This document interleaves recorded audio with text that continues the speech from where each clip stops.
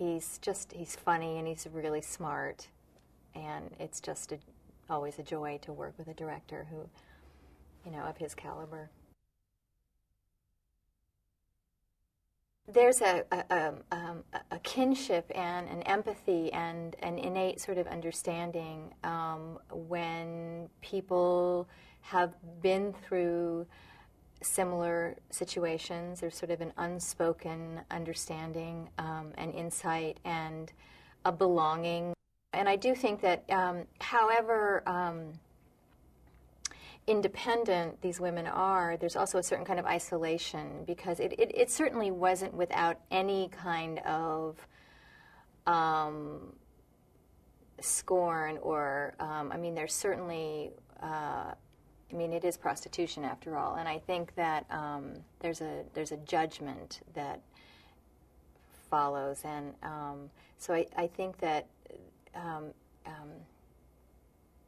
as with all professions, really, you know, or all people, we tend to trust and allow ourselves to get close to people who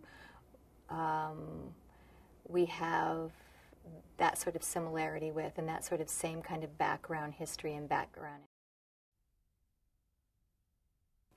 Oh, she spoils him rotten, I think, but I think she also teaches him. I think she teaches him in a way that a mother can't, obviously. I mean, not only just the sexual element, but I think that just in terms of, you know, it's almost like sending him away to some charm finishing school. There's a darkness to him that, and there's a secretive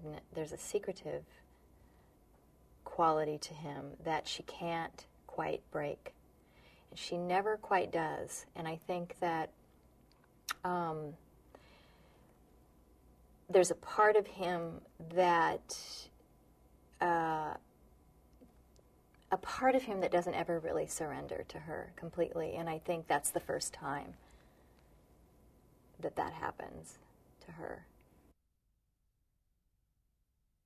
They were a nightmare. I mean, they were so beautiful, but those corsets are just torture. I've done it a number of times, and you know, it's like giving birth. You always say never again, but then you forget, and then you find yourself in. It's like if you remembered how painful childbirth was, we would never have enough children. But yeah, it's pretty painful. It was spring and springtime, and it was just so beautiful, and the French were so nice.